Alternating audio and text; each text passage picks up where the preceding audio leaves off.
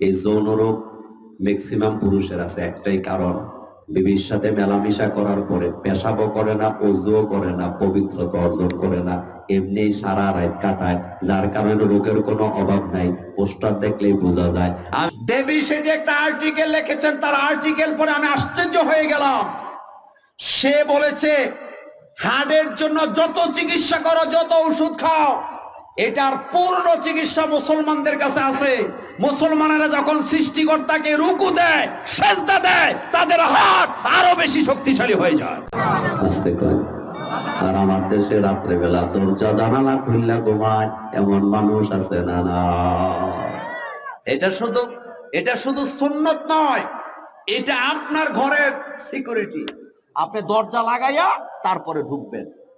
ভাত খাবারের সময় কখনো দরজা জানালা খুলে খাবেন না, কারণ দুষ্ট দৃষ্টি আছে।